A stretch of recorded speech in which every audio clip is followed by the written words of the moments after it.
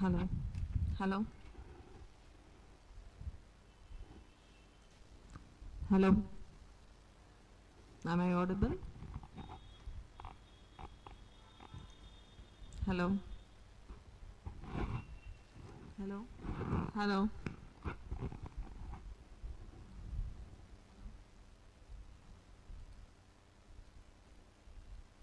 Hello.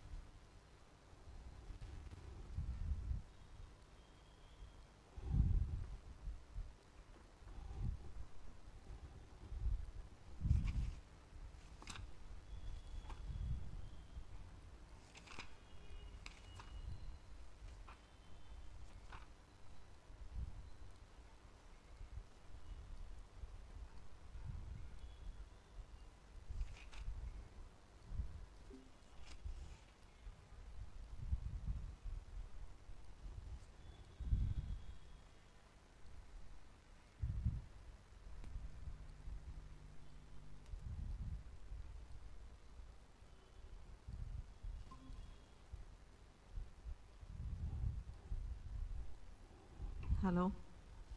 Anu, are you able to hear me? Am I audible? Can you put it in the chat box or give me a reaction? That will do. Yeah, fine. Okay, within few minutes we will start the session. So today the session is about anti-money laundering. Okay, so we get usually a lot of questions from that. That is for the previous 2 to 3 sets, 3 sessions, I mean 3 attempts. There were questions on anti-money laundering because that is gaining momentum nowadays. It's punitive in nature. Okay, so we'll be doing anti-money laundering today, and if time permits we will move on to audit of different kind of organization, like let it be education organization or hospital, how the audit needs to be done. Fine. So any doubts you can put it in the chat box because I cannot hear you. That is the output, that is problem in the output. Okay, so let's wait for a few more minutes and then start the session for today. Okay, yeah. Give me a second. Meanwhile, I'll just open up the relevant documents and then share my desktop.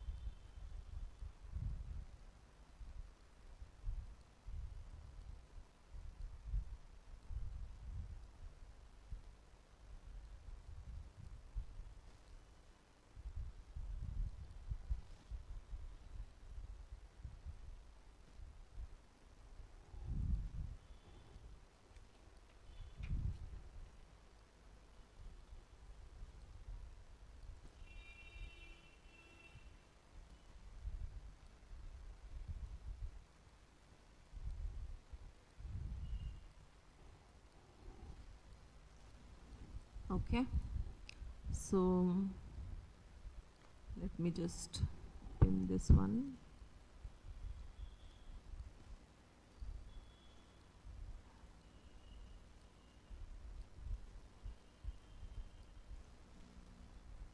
Oh yeah, fine. Hello, are you able to hear me now? Anu? Yes, ma'am. Yeah, I'm also able to hear you. That's great. I am able to hear you through the projector. I don't know how it works. Fine, then I think we can have a lot of conversation too. That will be better and it will be interactive. So, anti-money laundering, of course, money laundering is a major issue and it is a hindrance to the economies that actually, okay, are in the path of development.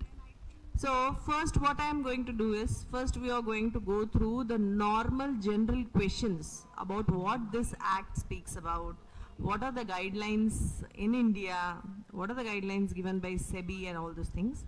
Then we will get into each and every aspect of anti-money laundering, okay?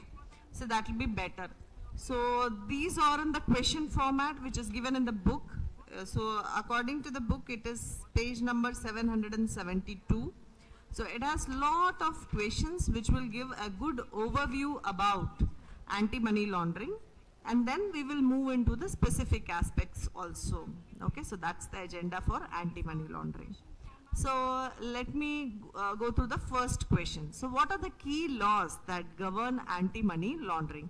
So before that, let's see what is money laundering and then go about with what does the act says about or is there to prevent such money laundering, or if detected, how it is punishable. Okay, so what is money laundering? First we got to understand it.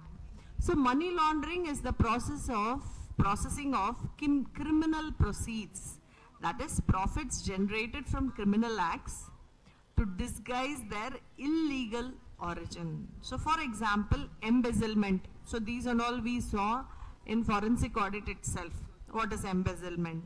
What is insider trading? What is bribery? Computer fraud schemes, illegal arms sales, smuggling, and the activities of organized profit that can produce large profits and create the incentive to legitimize the ill-gotten gains through money laundering.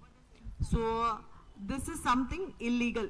That is what they mean to see. And there is misappropriation of money, either through cash or online, whichever way it may be, resulting in huge profits, which is actually illegal. So that is what is money laundering. So in India, we have anti-money laundering laws that goes to govern such activities. So the first one is the Prevention of Money Laundering Act 2002, along with the Prevention of Money Laundering Maintenance of Record Rules 2005, are the principal laws that are enacted to prevent money laundering activities in India. So specialized authorities that are dealing with money laundering is, one of the kind is Reserve Bank of India, another one is SEBI, and IRDA, that is Insurance Regulatory and Development Authority of India, which also prescribe guidelines on anti-money laundering standards based on PMLA, that is Prevention of Money Laundering Act 2002, and the rules which goes about maintenance of records 2005. So you know what is money laundering, and there is an act or law which is in India which goes for governing the anti-money laundering activities. So what do the SEBI or IRDAI, that is the Insurance Regulatory and Development Authority of India guidelines cover? Actually, SEBI has introduced AML standards, that is anti-money laundering standards, and combating the financing of terrorism or obligations of securities market intermediaries. These are the things, guidelines issued by SEBI.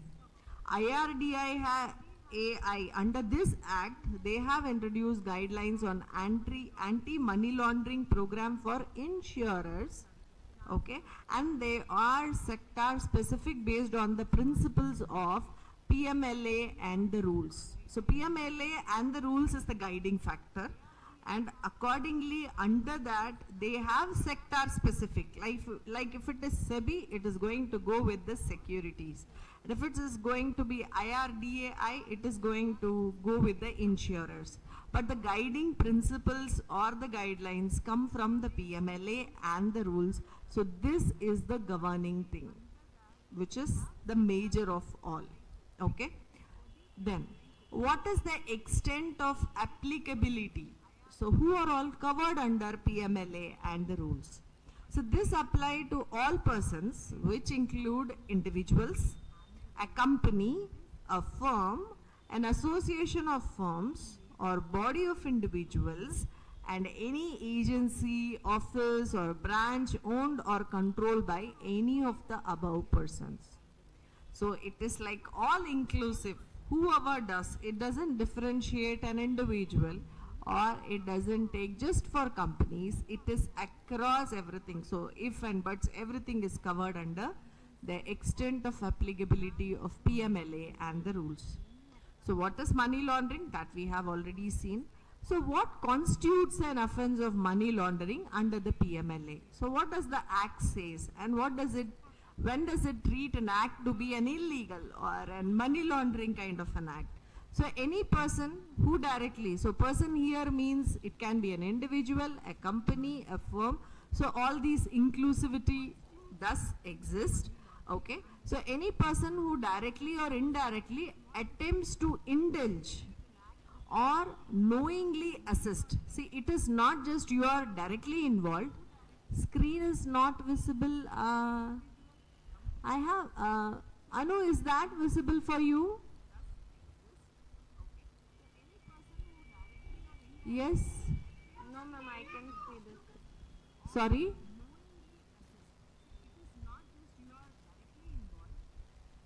Hello? Is my screen visible or not?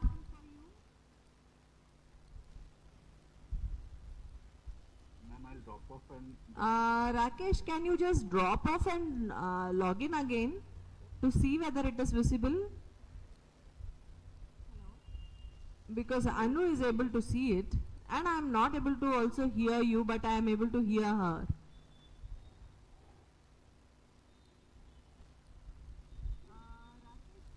But are you able to hear me, Rakesh? No, I think he has left the meeting. Okay, let me see. So what constitutes an offense of money laundering under the PMLA? So who attempts to indulge? Yeah, Rakesh, are you able to see now? Is that visible?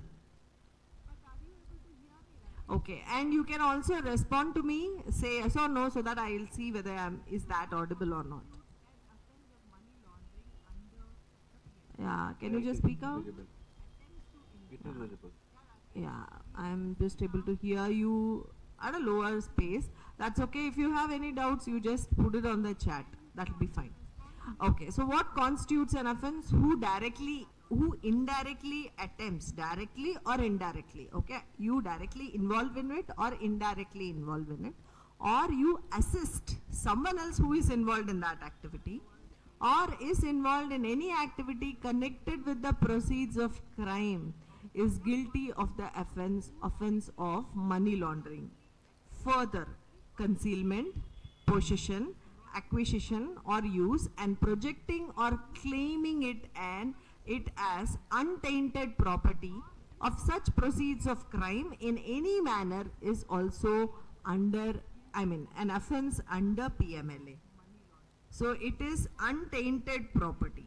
So it does not cover the money, but also untainted. Untainted matlab the property which is having a clean sheet, okay, but still if we proceed to commit crime, okay, in the concealment or possession or acquisition or use or projecting or claiming it as untainted property. So there is a lot of issues with the property, but you claim it as if it is clean sheet. Okay, there is no issues at all. So even that amounts to crime. So it is very important to know what are all the acts that actually goes as the case of money laundering under PMLA. What are the proceeds of crime? Any property obtained directly or indirectly through a criminal activity relating to a scheduled offense constitutes proceeds of crime. The value of such property or its equivalent value held within the country or abroad are also considered to be proceeds of crime. So that is why they go on searching for even investments outside India, okay, in the properties outside India. So there are chances that people go and put their black money and invest it outside India. So even that is considered as crime, even though the property is not placed in India. So this is important as far as property is concerned. But what does property mean here? And are intangible assets are also included under this? So let's see. So under PMLA, property means any property or asset of every description, corporeal or incorporeal, movable or immovable, tangible or intangible. All these things are included. Corporeal in the sense corporate, okay, and includes deeds and instruments evidencing title or interest in the property or assets wherever located, and includes any kind of property used in the commission of an offense under PMLA. So here property is all inclusive. It takes into account tangible, intangible, movable, immovable, corporate, non-corporate, and deeds and instruments. So all these things are included under PMLA, and let it be in India or outside India. So in the property assets wherever located, that is what is, it can be in India or outside India. All those things will be covered under PMLA as property, and any offense regarding it will be considered under PMLA. Okay. What is a scheduled offense? So they were talking about something scheduled offense, but what is that?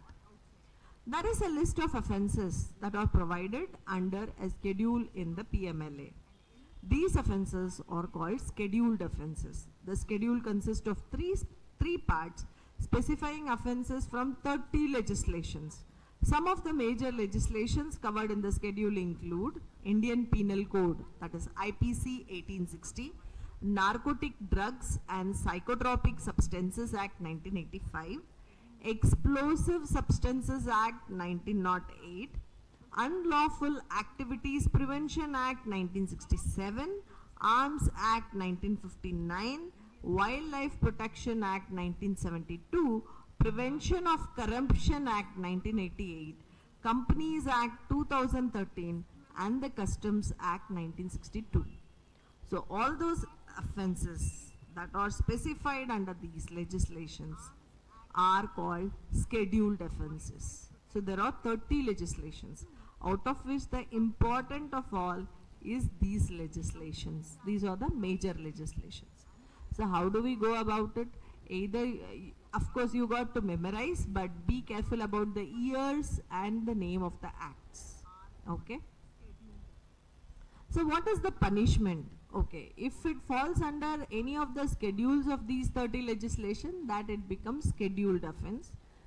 Okay, and what is the punishment for the offense? It's not, it doesn't say scheduled or unscheduled, it says just an offense. Okay, under the money laundering thing, what is the offense? Okay, punishment for the offense.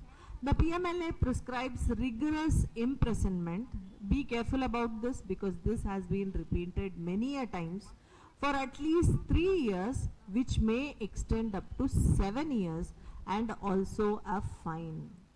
So 3 years of imprisonment, which can go up to 7 years, along with fine. In the event that the offense of money laundering is related to Narcotic Drugs and Psychotropic Substances Act 1985, then the rigorous imprisonment may extend up to 10 years. So if it is covered under narcotic drugs, it will go beyond 7 years, and that too up to 10 years. If an offense of money laundering is committed by a company, then every person in charge of and responsible for the conduct of the business of the company at time of such contravention, as well as the company, will be deemed to be guilty and will be liable to be proceeded against and punished accordingly. Yes, Rakesh, you unmuted yourself. Any question, you just put it in the chat box because I'll not be able to hear you. Yes? Can you just type in the question? Or is that okay? Any issues? So here the offense is minimum 3 years. It can go up to 7 years. And if it is covered under narcotics, narcotic drugs and psychotropic substances, okay, fine. It can go up to 10 years. If it is committed by a company, then every person in charge of and responsible for the conduct of the business of the company, that is company in the sense, it's anyone inside, an individual who actually has committed that, represented by a company, he is also responsible at the time of such contravention, as well as the company will be deemed to be guilty. Just not the corporate, but also the people of the company who has involved in the offense. Both of them will be found guilty and will be liable to be proceeded against and punished accordingly. Which authorities regulate the PMLA? This is very important. So this comes under Ministry of Finance. So the Director of Enforcement in the Department of Revenue, Ministry of Finance, is responsible for investigating offences of money laundering. The Financial Intelligence Unit India under the Department of Revenue, Ministry of Finance, is the central national agency responsible for receiving, processing, analyzing and disseminating information relating to suspected financial transactions to enforcement agencies and foreign FIUs, that is Foreign Finance Intelligence Units. So this is the authority under which or which regulates the PMLA. What are the compliances or obligations prescribed under PMLA and the rules? What is the compliance? We have seen all the non-compliances or what is that's going wrong. But what is the compliance? Every banking company, financial institution, intermediary or a person carrying on a designated business or profession, which is called as the reporting entity, okay, is required to verify the identity of their clients. So if you look at banking companies, how do they do it at regular compliance? Tell me, in a bank. What is that you do regularly every year, which is compulsory?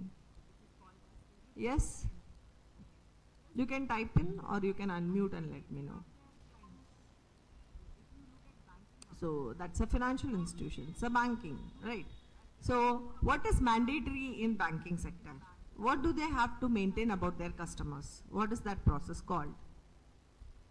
The form that you got to fill up every year, disclosing all your details to the bank or any financial institution. Yes? What is that formality?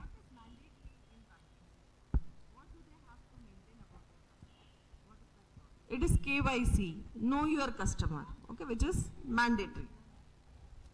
So this needs to be given. See, that is what they say, is required to verify the identity of their clients and the beneficial owner, maintain records of all transactions and documents evidencing identity of its clients as well as the beneficial owners, and periodically furnishing of information related to certain transactions. Beneficial owners or the true owners or the person who are supposed to get the benefit. Like for example, if you look at the insurance policy, okay, so if we take a life insurance, so who is the beneficial owner? So life insurance is after death, who is going to get the money or the benefit out of it? So it could be my spouse or it could be my children. So whoever is going to get the benefits is the beneficial owner. Okay, so that is different. And once again, when we come to the banking transactions, always it is compulsory to have the nominees to be declared and maintained for the accounts or anything that you do, because nomination is very, very important. If there are deposits without nominees and in case of demise of the account holder, so what happens is, once you have to claim that amount, either you have to get the legal heir certificate and other formalities to be done. But if the nominees are already there and they are kept alive, that is renewed. Whenever there is a change in the nominee, that needs to be done. Whenever there is nominee names missing, you got to update all those things. So these are all some mandatory things to secure the money and let the money go to the true owner or the true beneficial. So that is very important. So these are compliances and obligation.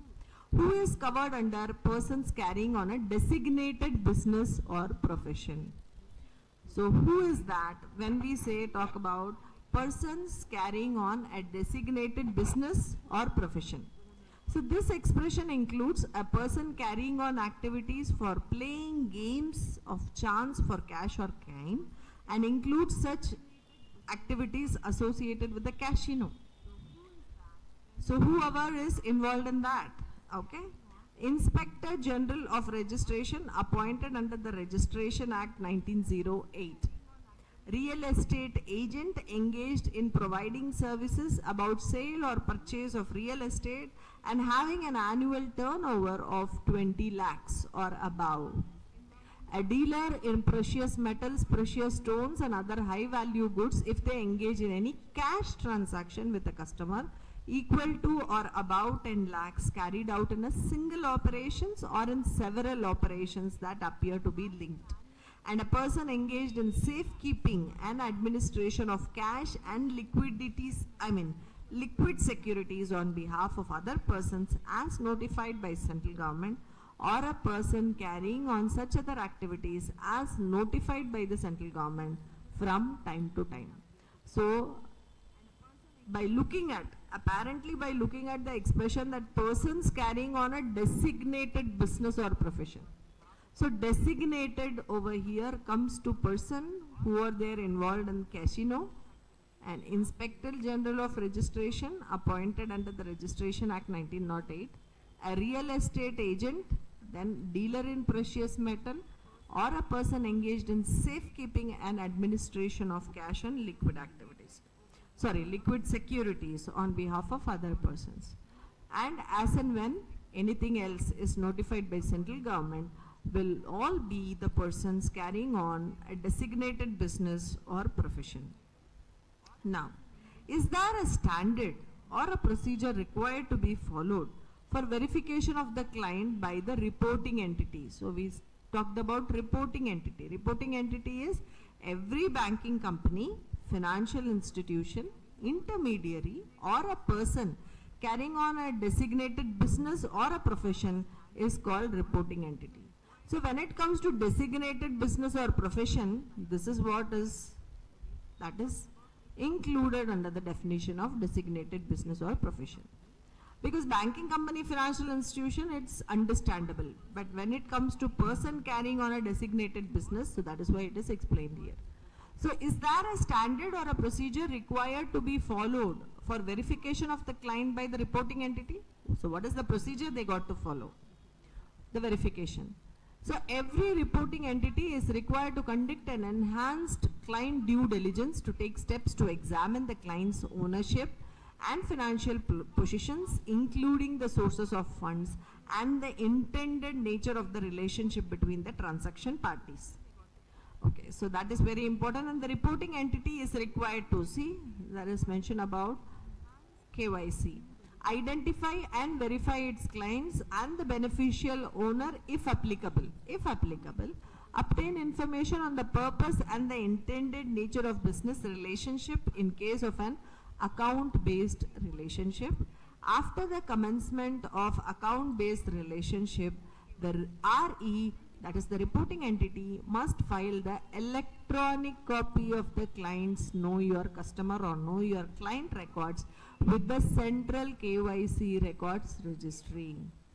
So always ensure whenever you are having any kind of an investment or bank account or anything that you hold, okay, so everything they should be nominee filing, and see to it the KYC is adhered to whenever necessary. So it is mandatory.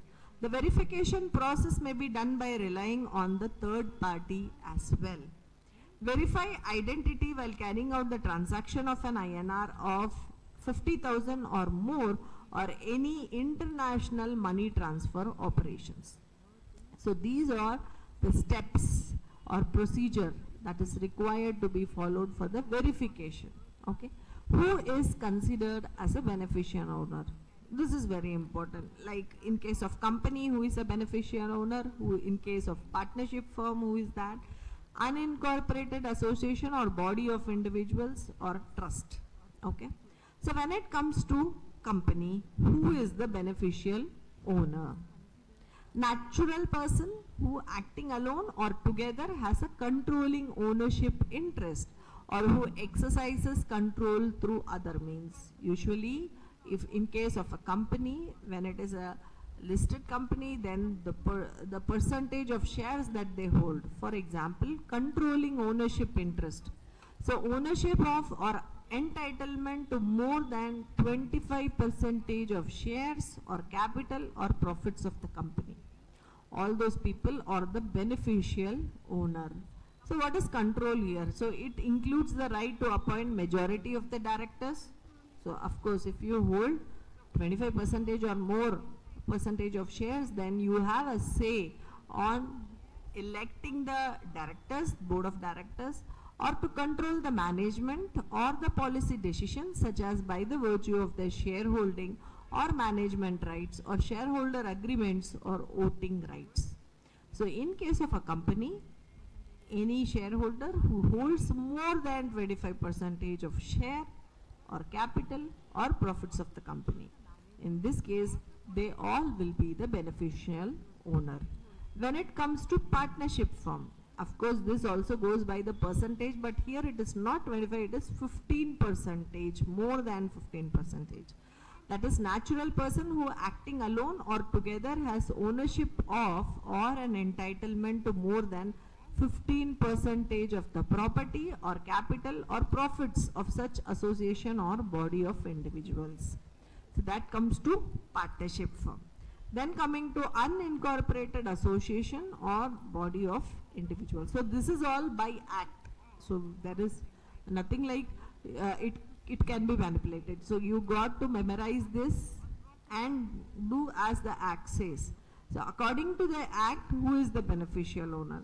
So in case of unincorporated association or body of individuals, natural person who acting alone or together has ownership of or entitlement to more than 15% of the property. So here if you notice, partnership firm, unincorporated association or body of individuals, trust, everywhere it is 15%, more than 15%, except for company where it goes for more than 25% of shares or capitals or profits. Got it? So this is the one that you got to remember. What are the records that are required to be maintained by the RE, that is the reporting entity? So reporting entity can be banking or a financial institution or a designated business or profession or any intermediary. So what are the records that they got to maintain? See, if they are going to do KYC, of course they will have the KYC records, that is by default. Every banking company, financial institution, intermediary or a person carrying on a designated business or a profession is what is reporting entity, is required to verify the identity of their clients as well as the beneficial owner, maintain record of all transactions and documents evidencing the identification of its clients as well as its beneficial owners, and periodical furnishing of information related to certain transaction.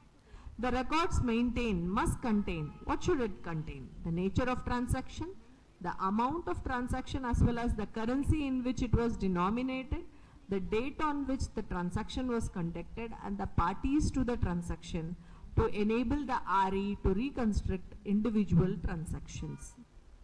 So these are the things that record should contain. The information relating to the transaction must be maintained for 5 years from the date of transaction between a client and RE. So nowadays when it goes electronic maintenance, it becomes much easier than that of physically maintaining these records, which is much difficult and cumbersome process.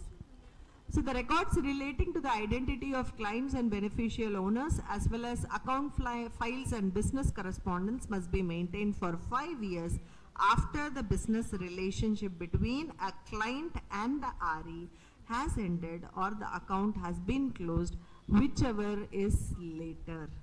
So whichever is later within that 5 years period is important. Got it?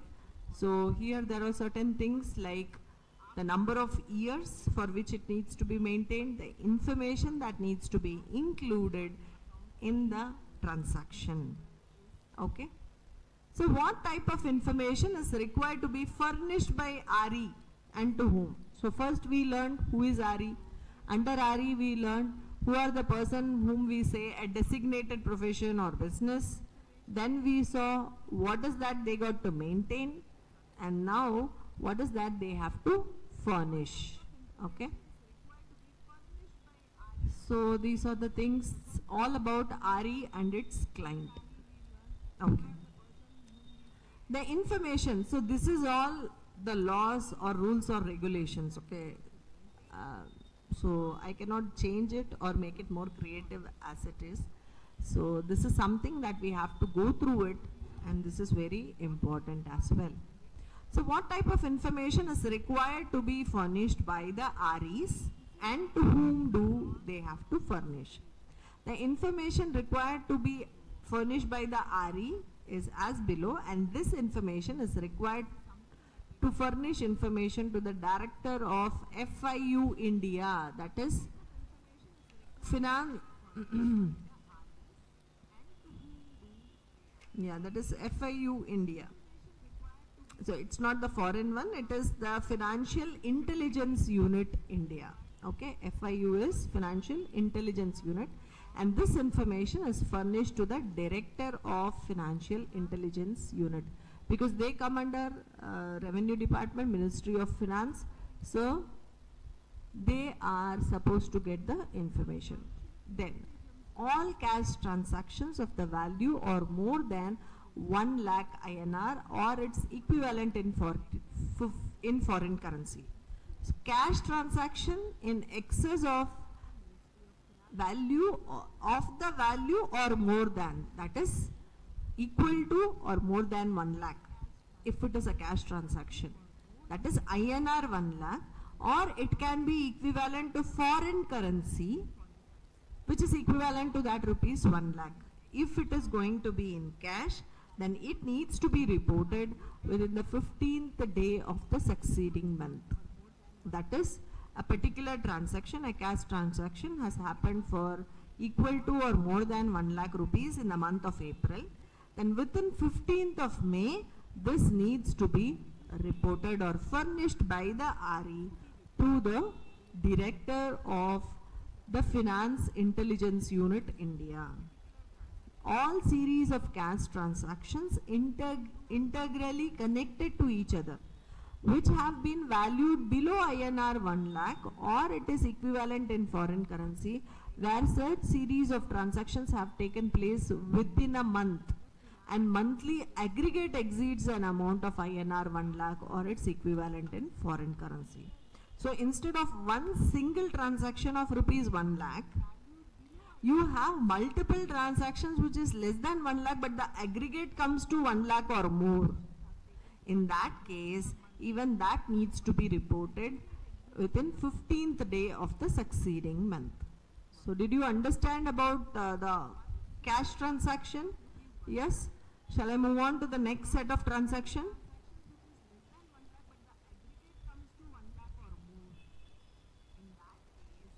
Yes? Okay. So then coming to, those are cash transactions. Okay. Then we have cash transactions which are forged or counterfeit currency notes, fake notes of bank notes have been used as genuine, or where any forgery of a valuable security or a document has taken place, facilitating the transaction.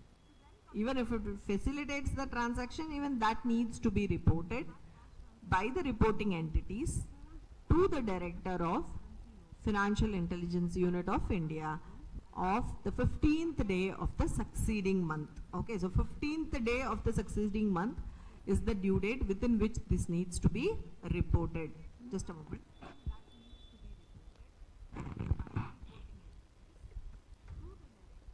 And now, all transactions involving receipts by non-profit organization or of value more than INR 1 lakh or its equivalent in foreign currencies. So this is basically for non-profit based organization like NGOs and other thing who get donations. There are transactions involving receipt by non-profit organization. So they don't say it is a cash transaction, they say all transaction. So let it be online or let it be in cash. If it is for 1 lakh or more, immediately that needs to be reported by the reporting entity to the Director of FIUIND within 15th day of the succeeding month.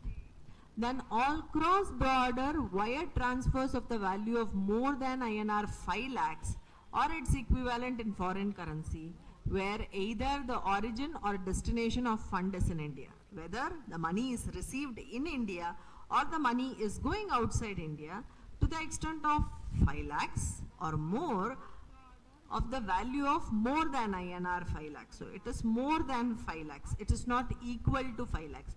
Here if you see, it says of the value or more than INR. What does it say here? Of the value, yeah, it is also the same. Is equal to or more than 5 lakhs or its equivalent in foreign currency, where either the origin or destination, it could be either way, that needs to be reported. All the purchase and sale by any person of immovable property like land, building, okay, valued at rupees INR 5 lakhs or more than it's registered by the that is registered by the reporting entity, as the case may be, it should be reported 15th day of the month succeeding the quarter. So when it comes to immovable property, it is of value equal to or more than 5 lakhs, that is registered by the reporting entity, as the case may be. It needs to be reported by 15th day of the month succeeding the quarter. All suspicious transactions, whether or not made in cash, if it is suspicious, not later than 7 working days on being satisfied that the transaction is suspicious. So if they find the transaction to be suspicious, if you look at the due date, see, not later than 7 working days, within that it needs to be reported. That is, reporting is immediate in such a case. What is the format in which the information is required? So we have seen what are the cases or situations in which it needs to be reported by the reporting entity, but in what form should it be reported? The reporting entity must register itself with the FIUIND using the portal so and so. So if you look at this, it is finnet.gov.in. Let's see.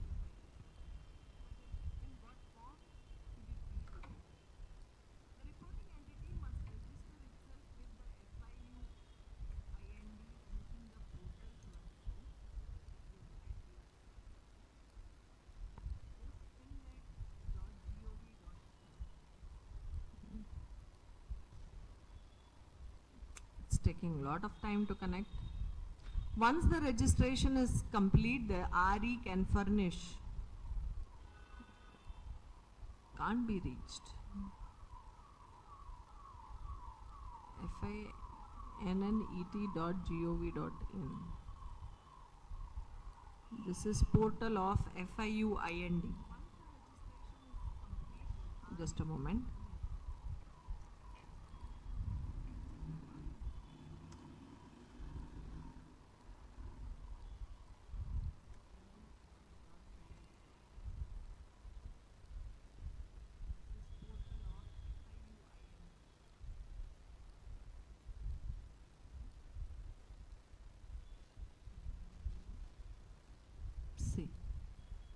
It has everything under it. Legislation, it talks about compliance orders.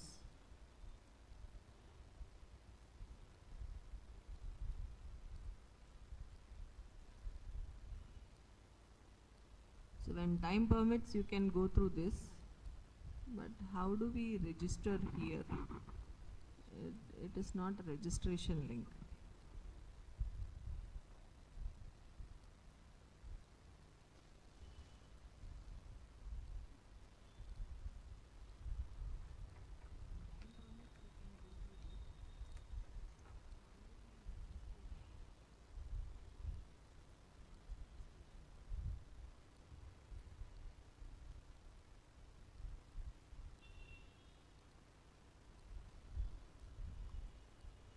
See?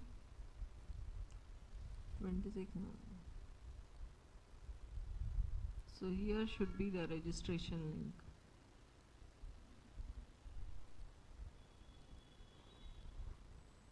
So there should be a registration process which will give you this thing. Fine? So this is to provide quality financial intelligence for safeguarding the financial system from the abuses of money laundering, terrorism financing and other economic offences. Okay, so you have a thing where you can go and report. The reporting entities are supposed to file there, register themselves in the portal, and they got to furnish information to Director FIUIND online in a standard format prescribed for the purpose.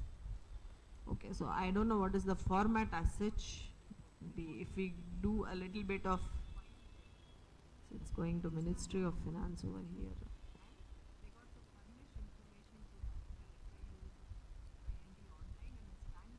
Fine.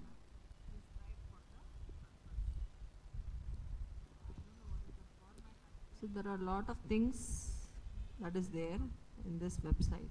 Okay. Now, who is responsible to furnish the information from the reporting entity? Now we have been talking about reporting entity these many times, but who is that who is going to do it for the reporting entity? Every reporting entity is required to appoint two officers. One is the designated director, another one is the principal officer. The designated director is required to ensure overall compliance with the obligations under PMLA and the rules. So he should have everything on his fingertips about what are the obligations under PMLA and what are the rules related to it. The principal officer is responsible for the overall compliance of the RE. Accordingly, the principal officer is responsible to furnish the information promptly to Director of FIUIND. So that is a designated director who ensures that overall compliance is done. There is a principal officer who is responsible. So responsibility lies with the principal officer. So therefore, since he is responsible, he is equally responsible to furnish the information promptly to the Director of FIUIND in the prescribed format, that too online, within the prescribed due dates. Fine? So this is all about reporting entities and who is responsible, who is the reporting entity, what is the timeline within which it needs to be done. Okay. So shall we take a quick break of 10 minutes and then resume this? Yes?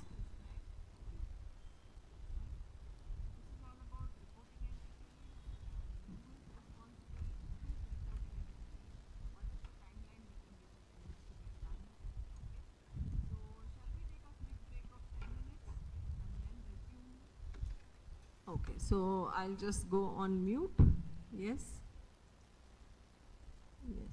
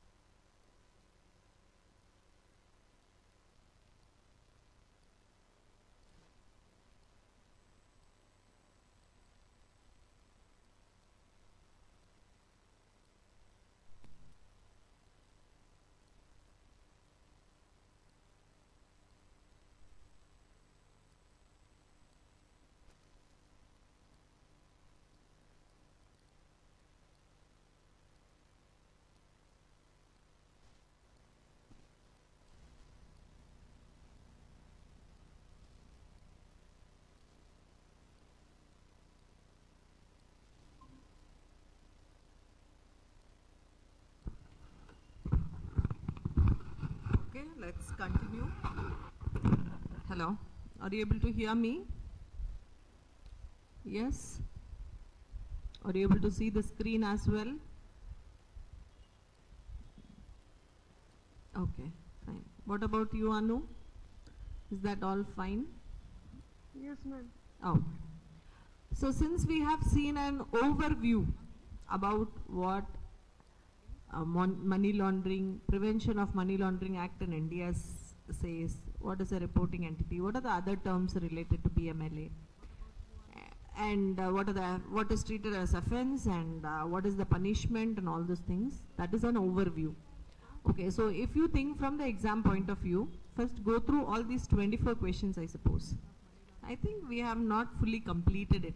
Just a moment, before that I have moved in. Give me a second, I will just move on to that also. So we were in question, who is responsible? Yeah. What are the penalties of non-compliance? So that is page number 776. Just a minute.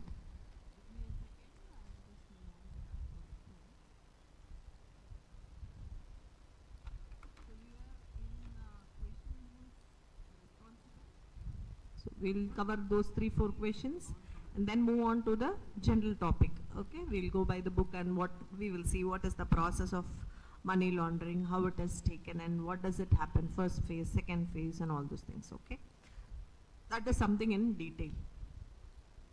So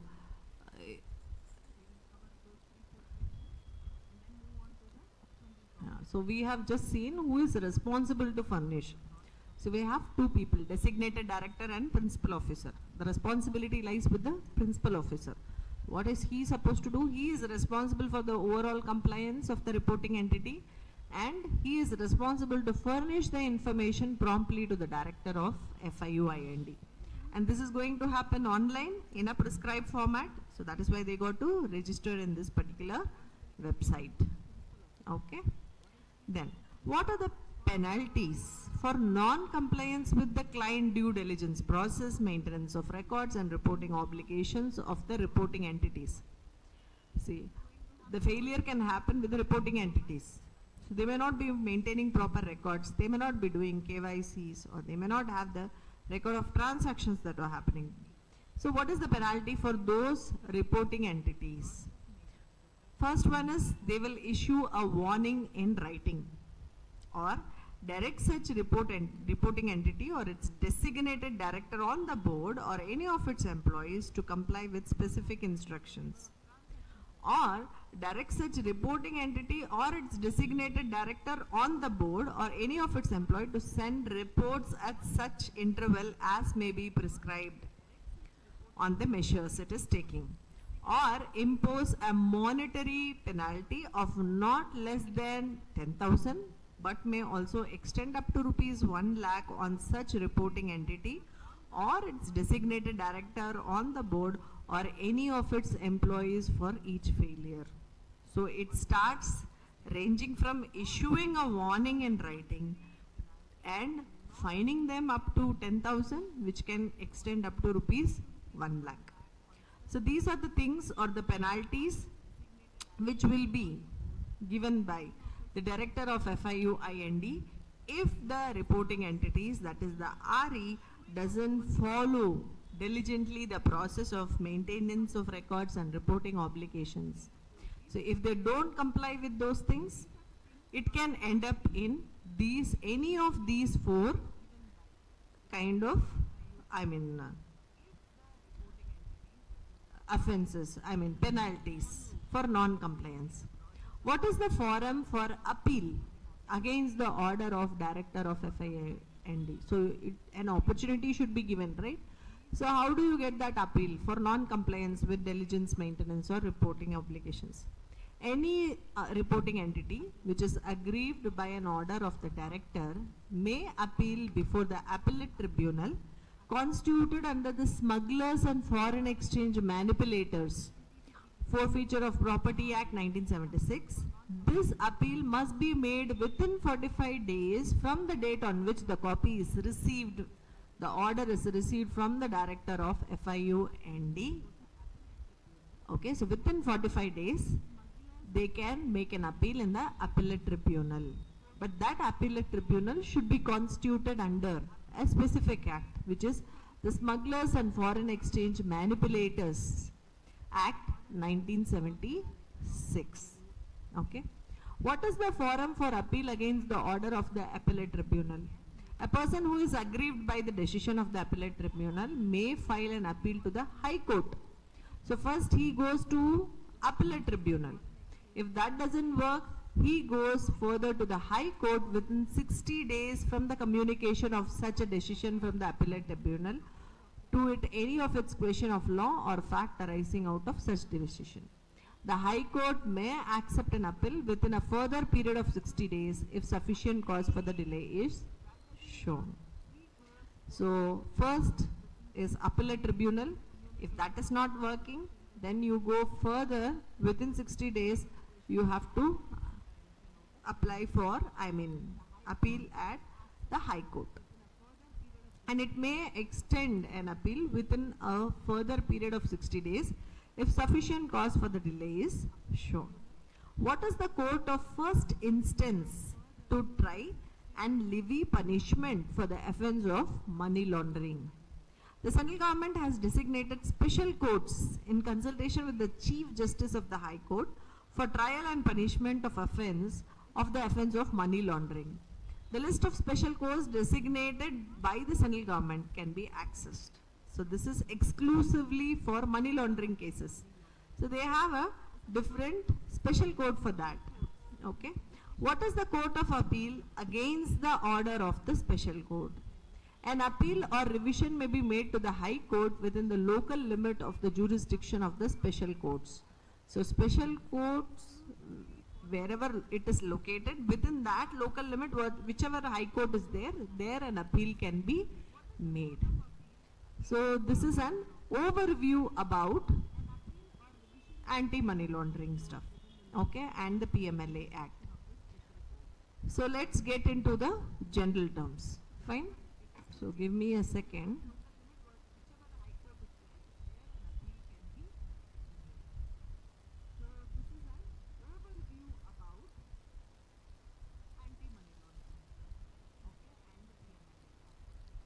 Yes. Coming to the introduction, we have already seen what is money laundering. As per the definition, it could be any activities involving gambling, drug trafficking, corruption, embezzlement into a legitimate source in order to conceal its true source. So it is basically a criminal activity in itself. That is what is money laundering. Money laundering is a crime. Okay. So it is the process of conversion of such proceeds of crime, that is the dirty money, to make it appear as if it is a legitimate money. It is a genuine money. Okay. So anti-money laundering refers to the activities financial institution perform to achieve compliance with the legal requirements, to actively monitor for and report suspicious activities. So that is why when we are talking about digital transactions, okay, there is always even now AI is being involved, okay, wherever they will just look into the money transactions. Wherever it crosses a particular threshold, it will pick all those unusual transactions and give it to you within few seconds or minutes. So that is how artificial intelligence is also used in this field, okay. So just the logs is enough, the financial logs is enough to identify which particular record which is going unusually higher on the value side, and this would be reported. So United States was one of the first nations to enact the anti-money laundering legislation when it is established Bank Secrecy Act, which is called BSA, in 1970. Fine. So International Monetary Fund, of course, across the globe there are many anti-money laundering act that is going, but as far as India is concerned, we have PMLA Act, that is Prevention of Money Laundering Act, okay, and that monitors everything. So over here, beyond the moral imperative to fight money laundering and terrorist financing, financial institutions also use anti-money laundering tactics for what purpose? One is compliance with the regulations. Are they complying with regulation or not? Because this is also part of PMLA. protection of their brand reputation and shareholder value, avoidance of consent orders as well as civil and criminal penalties, because this is going to have a major impact on the business, reduction of cost related to fine, employee and IT cost, and capital reserve for risk exposure. So all these things are also taken care by this money laundering fight. So how does the money laundering work? That is the process of money laundering. To identify and report potential money laundering and address the compliance requirements, financial institution must have a deep understanding how this crime works. So there are 3 stages. First one is placement, second one is layering, third one is integration. So when we talk about placement, placement refers to how and where illegally obtained funds are placed. That is, you got some black money, how have you spent on it? For example, all of a sudden an employee who's if you see his average earning, okay, and if you look at his possessions, like he having a high-end car which goes in crores, so this actually gives you a suspicion. How come a person in a particular level, okay, in a particular cadre, though his salary is less, okay, and he cannot afford to take or buy such a car, a high-end car, how is that possible? So this is also one of the way. So how do you track it or how do you find it? It is on the placement of funds. So you have illegally appropriated some funds. Where are you going to invest it is going to be seen. That is called placement. Money is often placed via payments to cash-based businesses. That is often heard, like people are ready to put that money in the way of cash, because when it goes into digital transaction, it becomes more apparently transparent, and which actually the person who is involved in it will not be interested to do so. So he will try to make the payments through cash. Payments for false invoices, that can also happen. Smurfing, which means putting small amounts of money into bank accounts or credit cards, that can also happen. Or you move the money to the trust and offshore companies that hide the beneficial owner of their illicit funds.